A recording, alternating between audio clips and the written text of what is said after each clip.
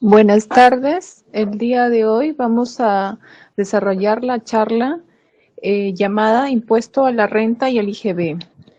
En este caso, las asesoras vamos a ser quienes hablan, Melissa Ramírez y mi compañera Milagros Guzmán. Bueno, vamos a empezar. ¿Me ayudas, por favor, Milagros, con la presentación?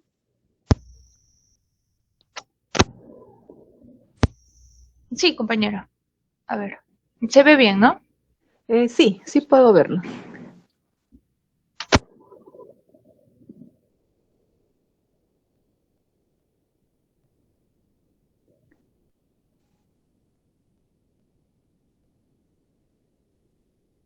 ¿Puedes darle en presentación para empezar?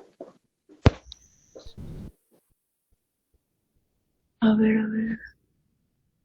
¿No se ve? Ya está. Sí se ve, pero no está en modo presentación. Se ve las diapositivas del costado. En la copita. Sí, sí, solamente que acá me parece que sí está. A ver, voy a salir de nuevo y voy a presentar.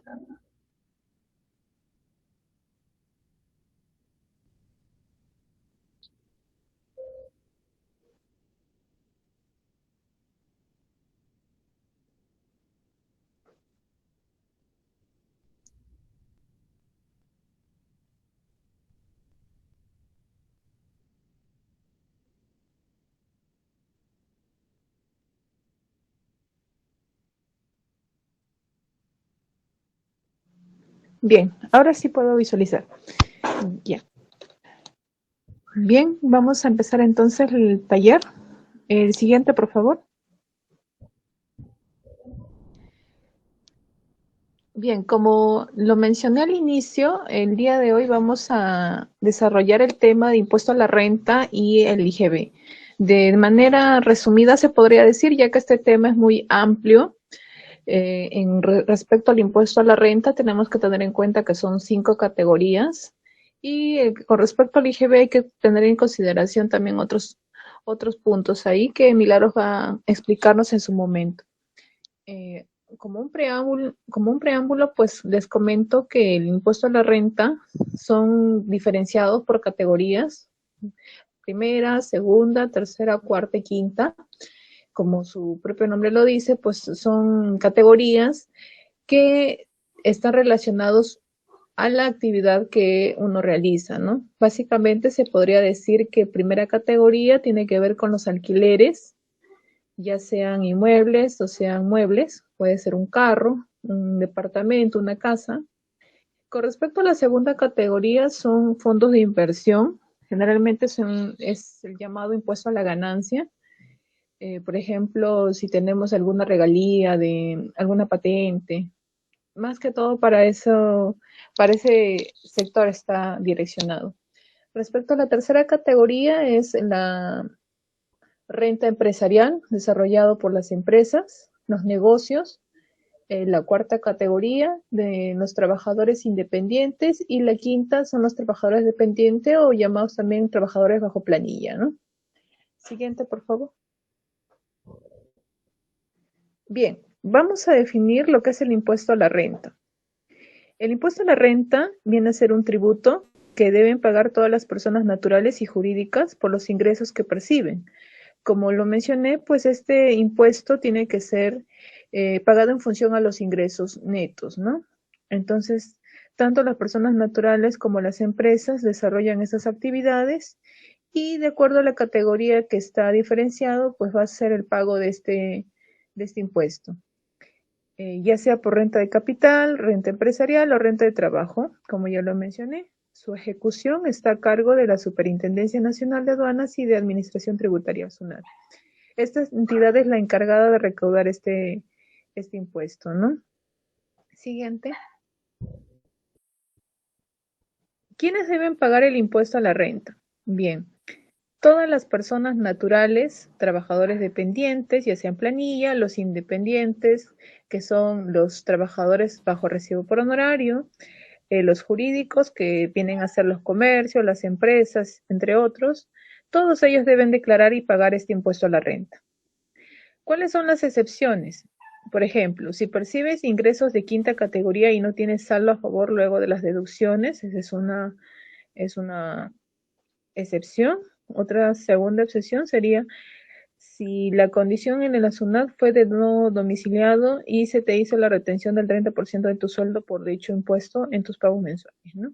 En estos casos son aplicadas esas excepciones en la renta de quinta categoría. Siguiente. Bien. ¿Cuáles son las categorías de renta? Como ya lo mencioné al inicio, son 5. Es importante tener claro que cada persona realiza una actividad económica de distinta naturaleza, razón por la cual no tributan lo mismo. Es por ello que la SUNAT establece varias categorías de impuesto a la renta orientadas a diferentes segmentos, ¿no? Resumiendo, diríamos que la primera categoría y la segunda categoría vienen a ser rentas de capital. La primera categoría es en función al ingreso que uno recibe frente a un alquiler de un bien mueble o bien inmueble. Como ya lo mencioné en el ejemplo, puede ser pues un departamento, una casa, un carro. Entonces, sobre ese ingreso se aplica este impuesto. Respecto a las rentas de segunda categoría, básicamente son los ingresos que uno percibe por ganancias, ¿no? Regalías, por ejemplo, puede ser cuando uno ingresa a la bolsa de valores, también todas esas ganancias que tiene, pues se aplica un impuesto. Ahora, el otro grupo llamado rentas de trabajo son las dos rentas que les voy a mencionar, que son las de cuarta y de quinta categoría. La de cuarta, pues son los trabajadores independientes que emiten recibo por honorario, y las rentas de quinta categoría, los trabajadores bajo planilla. Y una tercera renta, que es la renta de tercera categoría, que es la renta empresarial, que son básicamente de todas las empresas, ¿no? Empresas, asociaciones, comercios y las mismas personas naturales con negocio. Todas ellas están dentro de esa categoría de tercero. Siguiente. Bien, vamos a empezar a definir las categorías. La renta de capital de primera categoría son todas las rentas generadas por arrendamiento, subarrendamiento u otro tipo de cesión de bienes inmuebles y muebles. Estos tributan de manera independiente. ¿Qué quiere decir?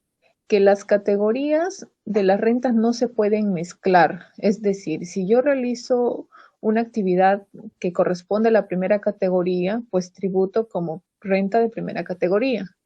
Y es independiente a si yo tuviera también un ingreso de segunda, tercera, cuarta o quinta. Cada uno se tributa bajo sus normas, bajo sus límites, no se suman, no, no se complementan en ese caso, ¿no? O sea, si es de primera, bajo las reglas de la primera, y así. En este caso, como se puede ver en el dibujo, en la renta de primera categoría, por ejemplo, hablamos de un arrendamiento, que es cuando uno alquila un bien. Entonces, frente al pago de ese bien, uno tiene que pagar el impuesto. Ahora, si es subarrendamiento, también yo arriendo y luego arriendo a otra persona, pero no es mi bien original, entonces estoy subarrendando. En este caso también estoy generando ingresos, entonces frente a ello también tengo que pagar un impuesto. Ahí vemos que dentro de la renta de primera también está la cesión gratuita de predios. Yo puedo prestar un predio a un familiar, un amigo, pues eso también está afecto a impuesto a la renta. La cesión de muebles, por ejemplo, los automóviles o las mejoras que yo le pueda realizar de repente al bien. También todo eso está dentro de la renta primera. Siguiente. Un ejemplo claro de esta categoría podremos mencionar, por ejemplo, todos los tipos de ingresos que grava el impuesto a la renta primera categoría. Tenemos el alquiler de predios. Ejemplo, Ángel Villar es propietario de un departamento y decide darlo en alquiler según contrato al señor Ronald Coyote. Ambos acordaron que el señor Ronald, el arrendatario, pagaría al señor Ángel Villar, el arrendador, 1.200 por mes. Ahora, el monto obtenido por el señor Ángel Villar por el alquiler es renta de primera categoría. Entonces, sobre ese monto que va a recibir se tiene que aplicar el porcentaje. En el caso de la renta de primera categoría, el porcentaje mensual es el de 5% del ingreso, ¿no? En el caso de subarrendamiento de predios, el ejemplo sería, Pedro le alquila a Ramón una casa por el importe de 2.000 soles mensuales, Ramón lo subarrienda a Carlos por un importe de 2.500, entonces la renta que obtiene Ramón por concepto de subarrendamiento es de 500 soles mensuales. Sobre este monto también tiene que hacer su pago del impuesto a la renta primera, ¿no? Como lo mencioné, que es el 5% mensual. Entonces, bajo estas dos casuísticas, sabemos que ambos generan renta de primera, entonces tienen que aplicar el pago de la renta primera, que es el 5% mensual. Como ya lo mencionamos en un taller anterior, todo esto se tiene que hacer el pago a través de la clave SOL dentro de la página de la SUNAT, ¿no? www.sunat.gov.pe.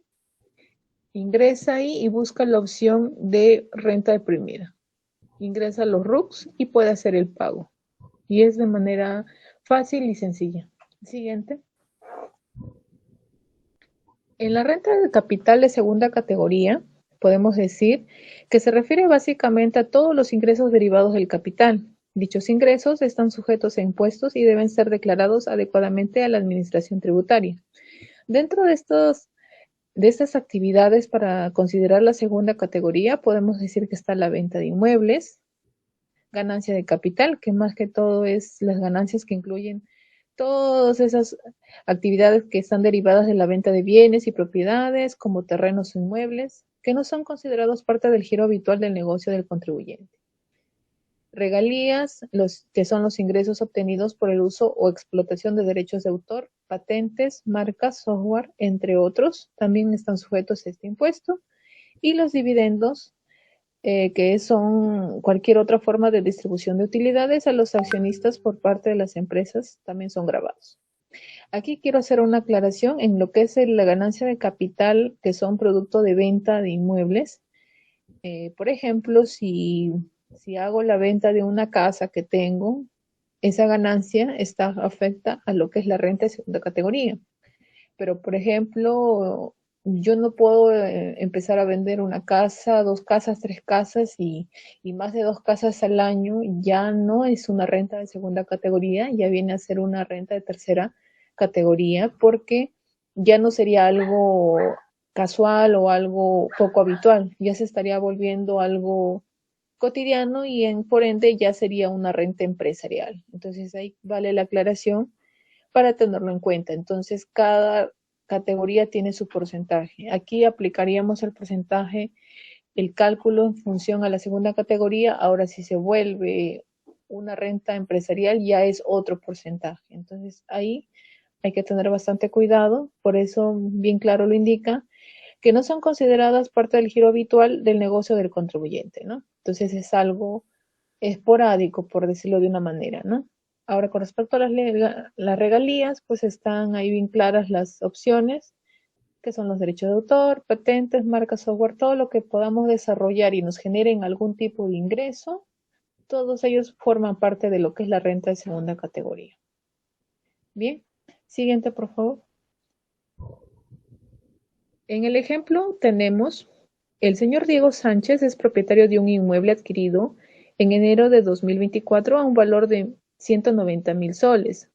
El señor Sánchez recibe una oferta de trabajo en el extranjero y decide vender su casa en el mes de noviembre del 2024, recibiendo el monto de 230.000 soles. Determine el impuesto. En este caso podemos ver el valor de la venta, 230.000 soles, el costo computable, el costo con el que adquirimos el bien, 190.000 soles. Entonces lo que podemos hacer aquí es hacer el cálculo. Por ejemplo, ahí dice la ganancia de capital, nos sale 40.000 soles. Por el 5%, en este caso, resulta 2.000 soles, que sería lo que tenemos que hacer el pago, ¿no? Siguiente. Bien, ahora vamos a hablar sobre la renta empresarial o renta de tercera categoría. Esta renta está designada para todas las actividades empresariales y comerciales que realicen las personas jurídicas, o sea, las empresas, o personas naturales que desarrollan negocios de manera habitual. Aquí están ubicadas todas las personas naturales con negocio o las personas con RUC 10. Esta renta viene a ser la ganancia o utilidad que obtienen los negocios y empresas como resultado de sus operaciones comerciales, industriales, financieras, entre otras. Aquí podemos ver todos los tipos de empresa, como bien dicen las comerciales, las que básicamente compran y venden, las industriales son las que producen, mm, tienen insumos, hacen una transformación y luego tienen un producto que luego venden, ¿no? Las financieras, aquí están ubicadas todos los bancos, entre otras. Entonces, todos ellos engloban, todas esas actividades que realizan engloban pues la renta de tercera categoría. Siguiente. En el ejemplo tenemos, la empresa Escalera SRL obtuvo a diciembre del 2024 una utilidad de 102.800 soles. En este caso, vale la aclaración que ya lo desarrollamos en un taller anterior, los regímenes tributarios, ¿no? Dentro de lo que es la renta empresarial o renta de tercera categoría, hay que tener en cuenta que tenemos que ver en qué régimen está ubicado nuestra empresa o nuestro negocio. Haciendo un pequeño repaso, dentro de los regímenes estaba pues el nuevo RUS, estaba el régimen especial, el régimen IP tributario y el régimen general. Entonces, en este caso el ejemplo en específico es un ejemplo de régimen general. Como podemos ver, aquí ya tenemos la utilidad, que ya es lo último, después de haber restado las ventas menos los costos de venta, todos los gastos de administración, los gastos de venta, tenemos la utilidad operativa. Entonces, después de haber restado todo lo que son gastos, ya nos queda la utilidad y sobre esta utilidad se tiene que aplicar el porcentaje del 29.5%, siendo que el impuesto a la renta a pagar resulta 30.326. Ahora, recordando en el caso del nuevo RUS, pues era solo 20 y 50 soles dependiendo de los ingresos. En el caso del régimen especial eran pagos cancelatorios por mes y ahí se aplicaba el 1.5% de los ingresos. En el caso del MIPE, al igual que el régimen general, si bien es cierto se hacen pagos a cuenta mensual, pero el cálculo se desarrolla de manera anual. En la declaración anual se detallan todo lo que son los ingresos, los gastos, y una vez obtenido la utilidad, pues se aplica el porcentaje, ¿no? Entonces, dicho esto, este ejemplo viene a ser sobre el régimen general de la renta empresarial. Siguiente. Bien, ahora serían las rentas de trabajo, ¿no? Que son las de cuarta y quinta categoría. En la cuarta categoría se fijan las condiciones tributarias de los trabajadores independientes, es decir, aquellos que justifican sus ingresos con recibos por honorario y no están subordinados a una empresa en particular. Aquí la palabra clave es la subordinación. En las dos rentas de trabajo que son de cuarta y quinta categoría, se podría decir que tienen las mismas características excepto la subordinación. En el caso de la cuarta categoría no existe subordinación. Quiere decir que el trabajo que realiza no tiene que realizarlo bajo algún horario específico, en un lugar en específico. Básicamente es una tarea encomendada que tiene la potestad, la libertad de realizarlo en el horario que le favorezca. Claro que sí es obligatorio cumplir una meta, por decir, tengo que realizar un informe para tal fecha, entonces yo como trabajador independiente lo puedo realizar en el horario que mejor se me acomode porque soy trabajador independiente y respeto a la fecha de entrega que fue la fecha pactada al inicio del contrato, ¿no? Entonces yo respeto esa fecha, pero no tengo que cumplir ningún horario en específico. Entonces, ahí no existe subordinación. En el caso de la quinta categoría sí hay subordinación y ahí lo vamos a ver en la siguiente diapositiva. Bueno, seguimos. De acuerdo con la normativa, vigente, los trabajadores independientes que perciban ingresos mensuales por debajo de 3.755 no están obligados a pagar el impuesto a la renta. Si estamos por debajo de ese límite, no hay obligación. Ahora, si estamos por encima, sí. Nosotros como trabajadores independientes también podemos tener lo que es la devolución del impuesto a la renta. Ahora en estos meses, justamente entre finales de mayo y a inicios de junio, se está dando la declaración de las personas naturales de lo que respecta a su impuesto a la renta anual. Entonces, si hemos superado el monto, pero a la vez tenemos deducciones, podríamos tener ahí un caso de devolución de impuesto a la renta, ¿no? Entonces ya habrá próximamente un taller para poder explicar mejor cómo sería ese caso, ese ejemplo, para que puedan tenerlo también en claro y muchos de ustedes también se puedan favorecer con esa información. El siguiente, por favor. En el caso de la renta de quinta categoría, como mencionaba anteriormente, aquí sí existe la subordinación, que sí, que quiere decir más que todo que el trabajador cumple un horario en específico y tiene que ir a su a su centro de trabajo, ¿no? Ya puede ser de acuerdo al contrato, puede ser virtual, puede ser híbrido, puede ser presencial, ¿no? En el presencial tiene un local, tiene oficina, tiene un espacio donde desarrollar sus actividades bajo ese horario que le indiquen.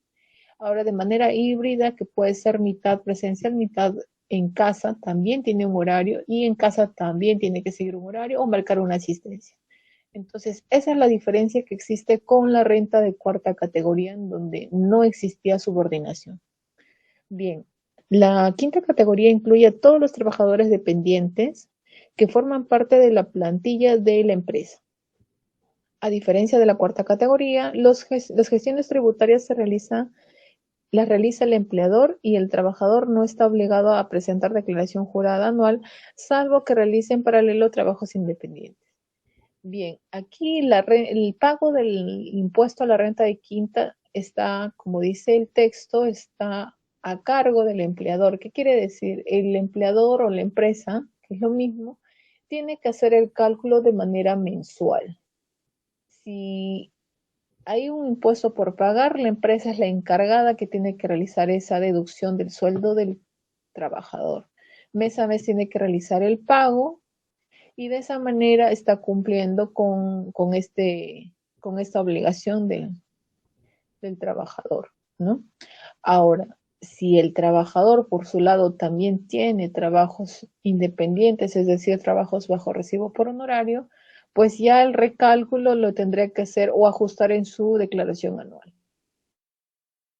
Si en caso el trabajador tuviera dos empleos, en el empleo en donde tienen mayor sueldo, tiene que comunicar que tiene otro trabajo para que en el cálculo le realicen o consideren los dos sueldos y pueda hacer una buena retención de este impuesto, ¿no? Porque lo que básicamente hace es retener, retener el impuesto, retener el impuesto y pagarlo a la zona. Bien. Siguiente, por favor. A ver, aquí vamos a ver lo que es el procedimiento para calcular el impuesto de la quinta categoría con la nueva OIT. El cálculo del impuesto a la renta de quinta categoría con la nueva unidad impositiva, la OIT, sigue los siguientes pasos. La determinación de, de ingresos anuales, se suman todos los conceptos remunerativos percibidos por el trabajador durante el año, la deducción de 7 UITs, se descuenta el equivalente de las 7 UITs, que es la deducción para todos, las 7 UITs del total de ingresos anuales, con la UIT del 2025, de este monto, en este caso sería 37.450. Siguiente. Luego viene la deducción de gastos adicionales. Se puede deducir hasta 3 UITs. Esto es muy importante porque estas 3 UITs es de acuerdo al consumo que realice el trabajador, ¿no? Por ley le descuentan las 7 UITs, pero hay unas 3 UITs adicionales que vienen a sumar en este caso 16.000 hasta 16.050 soles, ¿no? Si el trabajador presenta comprobantes de pago por gastos de educación, salud, alquiler o servicios profesionales, la aplicación de tasas progresivas a los ingresos restantes se aplican las tasas del 8, 14, 17, 20 y 30% según los tramos establecidos. Por ejemplo, un trabajador con ingresos anuales de 40.000 descontará los 37.450 que son de las 7 UITs, quedando una base imponible de 2.550. A este monto se aplicará la tasa más baja del 8%, resultando en un impuesto de 204 soles. Como vimos en el ejemplo, primero a los ingresos netos se debe descontar los 7 UITs y luego sobre ese monto recién aplica los porcentajes y esos porcentajes van según tramos. Para este caso, el tramo más pequeño que se debía aplicar era el 8%, que resultó de impuesto a pagar 204 soles. Como resulta una renta de quinta categoría, pues quiere decir que este pago ya lo hizo la empresa en su momento. Si sumamos todas las rentas de quinta categoría que retuvo y pagó la empresa, debería calzar con este monto que se hace al año, ¿no? Ahora, si la persona hizo consumos en restaurantes, hoteles o de repente hizo uso de servicios profesionales y le emitieron recibo por honorario, al descontar esas tres UITs, hasta esas tres UITs adicionales, pues va a tener ahí un monto por devolución, que lo tiene que realizar después de la declaración anual, ¿no? Siguiente. Bien, ahora doy pase a mi compañera para que les pueda mencionar y detallar un poco más sobre el impuesto general a las ventas o el IGB. Bien, gracias por el pase, compañera. Bueno, ahora nos toca hablar sobre el impuesto general a las ventas, el IGB. ¿Qué es el IGB? Bueno, el IGB es un impuesto que grava todas las fases del ciclo de producción y distribución y está orientado más que todo a ser asumido por el consumidor final, encontrándose normalmente en el precio de compra de los productos que adquiere. Bueno, esto quiere decir que no lo paga directamente el consumidor al final al Estado, sino que se recauda por las empresas al momento de realizar una operación grabada, como por ejemplo vender un producto o prestar un servicio. Y luego es entregado a lo que es la SUNAT, la Superintendencia Nacional de Aduanas y de Administración Tributaria. Bien, ¿por qué es importante el IGB? Bueno, el IGB es uno de los impuestos más importantes en el Perú, tanto para el Estado como para la economía en general, ya que tiene lo que es la fuente principal de ingresos para el Estado. El IGB representa una parte significativa de lo que es la recaudación tributaria del país.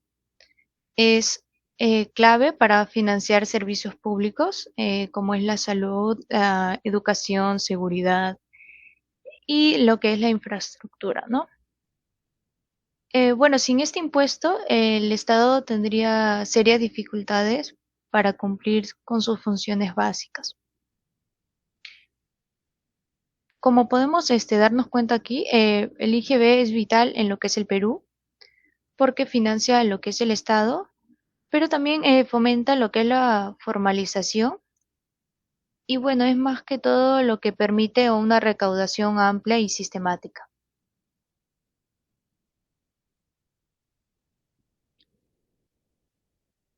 Bien, ¿cómo está compuesto el IGB? Bien, el IGB no es un impuesto único, sino que está compuesto por dos elementos. Lo que es primero el IGB, el impuesto general a las ventas, viene a ser lo que es el 16%. Este es el componente principal del impuesto y como indicaba, representa el 16% del valor de venta de lo que son los bienes y servicios. Su recaudación va directamente al Tesoro Público y se usa para financiar los servicios del Estado, como es la educación, salud, seguridad, entre otros, ¿no? El, el otro elemento que está compuesto es el IPM, que es el impuesto de promoción municipal. Este es un impuesto adicional incluido dentro del IGB total y representa el 2% del valor de la venta. Bueno, su finalidad es financiar a los gobiernos locales y municipios y se usa para mejorar servicios comunales, como puede ser lo que es limpieza pública, mantenimiento de parques o lo que es seguridad vecinal.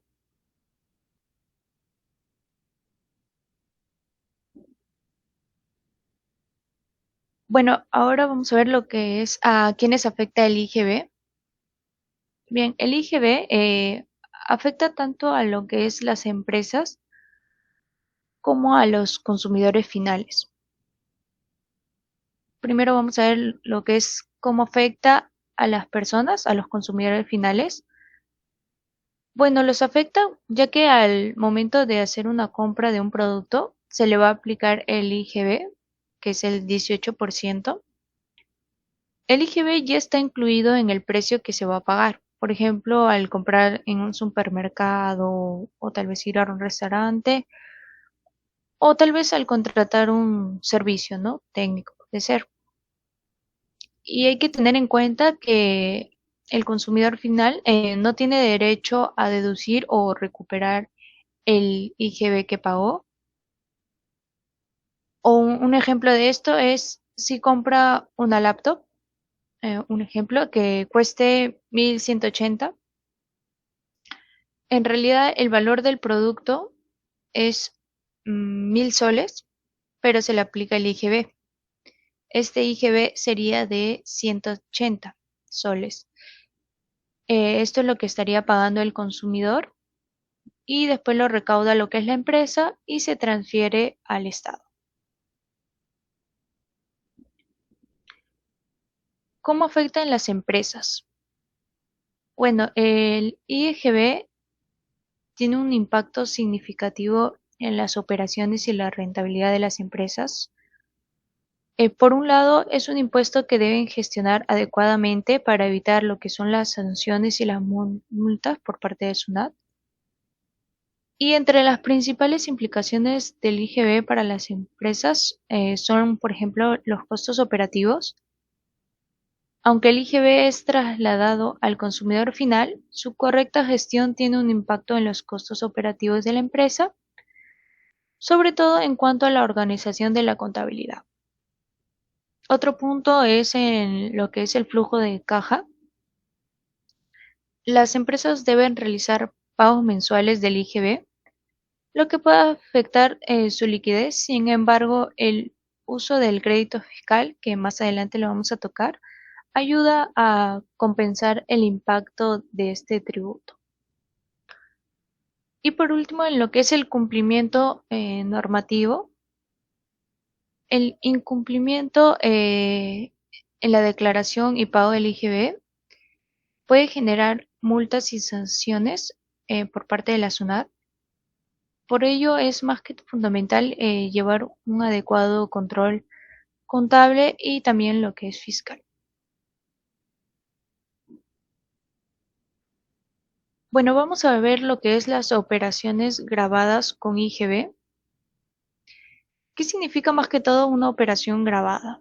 Una operación grabada es aquella que por ley se debe pagar el impuesto del 18%. Esto significa que al realizar un tipo de operación se genera la obligación de aplicar y pagar el IGB. Entre las principales operaciones grabadas con IGB se encuentran las ventas, que incluye la venta de productos tanto en territorio nacional como en importaciones. Un ejemplo puede ser la venta de laptops o tal vez lo que es la ropa. En la prestación de servicios, bueno, todos los servicios ofrecidos por empresas, desde consultorías hasta servicios profesionales, también están sujetos al IGE. Un ejemplo puede ser servicios de consultoría, marketing o diseño. También lo que es los contratos de construcción, Por ejemplo, la ejecución de obras también está grabado con IGB. Un ejemplo sería edificación de casas, colegios o centros comerciales, ¿no? Y otro punto sería la importación de bienes. Bueno, todo bien que ingrese al país debe pagar IGB en el momento de su importación.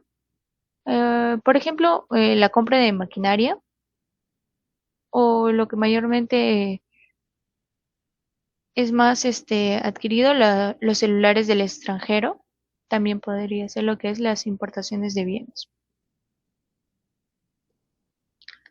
Acá podemos ver un ejemplo, una imagen de cómo se cobra lo que es el IGB. Vemos que el costo sale de 89.11, pero le cobran un IGB del 18%, que vendría a ser 16.4 con 4 céntimos. Y el importe total ya sería 105.15.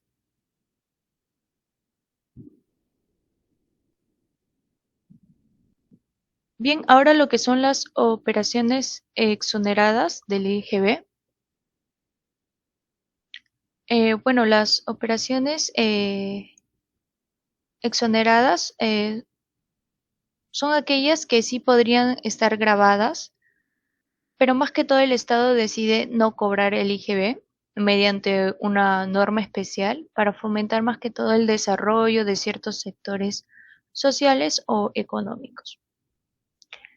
Algunas de las principales operaciones exoneradas son eh, lo que es la venta de libros, que en el Perú la venta de libros está exonerada del IGB, más que todo como una parte de una política de fomento a la lectura, ¿no?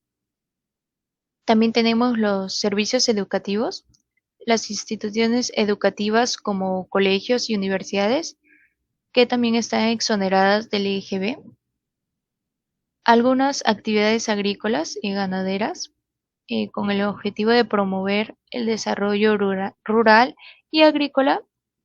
Algunas de operaciones en este sector están exoneradas del IGB. También lo que es el transporte público, el transporte nacional de pasajeros por vía terrestre, fluvial o marítima, no estarían siendo un cobro del IGB, están exoneradas. Esto no incluye lo que son los taxis o transportes turísticos, ¿no? Entre otros.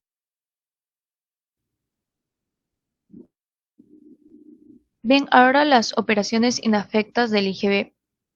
Bueno, estas operaciones no están bajo el ámbito del IGB por su naturaleza jurídica o económica, por lo tanto, quiere decir que nunca han estado grabadas ni necesitan una ley para estar exentas.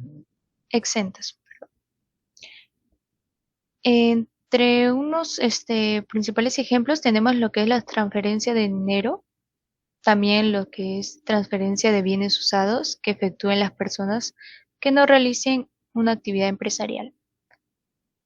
Otro punto también es la transferencia de bienes en caso de reorganización de empresas, los juegos de azar y la importación de bienes donados en el exterior, ¿no?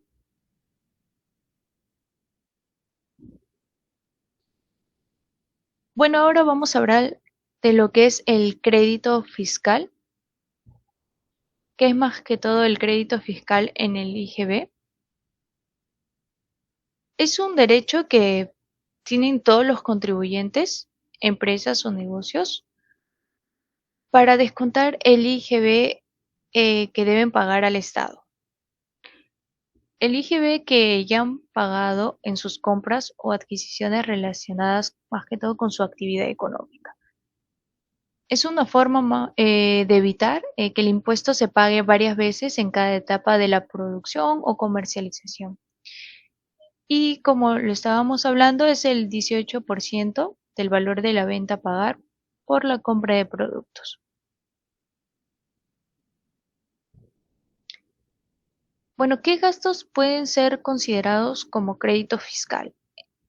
Según la norma norma tributaria, el IGB, que puede ser considerado como crédito fiscal, debe corresponder a todas las adquisiciones relacionadas para mantener la fuente generadora de riqueza. Es decir, que todos aquellos gastos que cumplan los criterios indicados en las normas tributarias, es esencial que los gastos sean permitidos como gastos o costos de la empresa para calificar como crédito fiscal. Aquí vamos a ver unos pequeños ejemplos de lo que es gastos que califican como lo que es crédito fiscal. Bien, si en este caso su empresa produce algún producto a partir de otra materia prima, los gastos de compra de esta última califican entre las facturas para crédito fiscal. También la compra de materiales de oficina, puesto que son necesarias en el negocio, ¿no? También califica en lo que es el crédito fiscal. La adquisición de activos para la empresa, ejemplo, los inmuebles, muebles, máquinas, vehículos, entre otros. El mantenimiento de la oficina o de los vehículos de la empresa, solo lo que es de la empresa, no un vehículo propio, ¿no? También lo que es, por último, el gasto de combustible de los vehículos de su empresa. También califican como crédito fiscal. ¿Cuándo no se puede más que todo hacer el uso del crédito fiscal? Es si el bien o servicio se usa para actividades exoneradas o personales. También si el comprobante no es válido, es decir, una boleta o factura fue mal emitida, ya no se puede usar esto como crédito fiscal. O también si el bien comprado no está relacionado con la actividad empresarial, ¿no?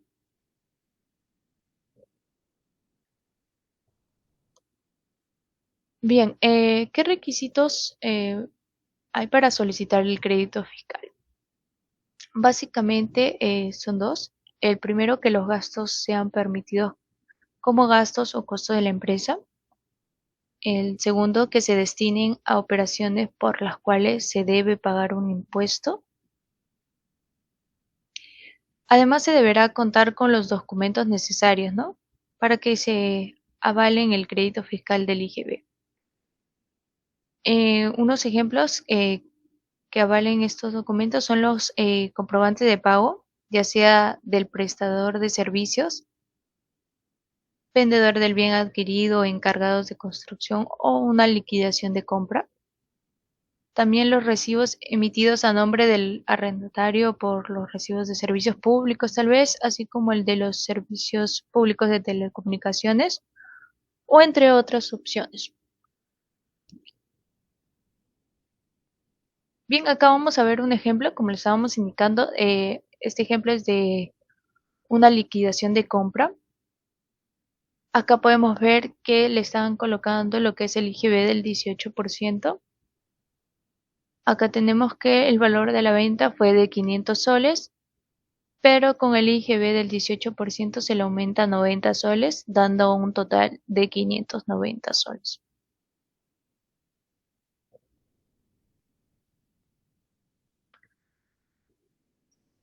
Bueno, ahora vamos a ver un ejemplo en lo que es el crédito fiscal.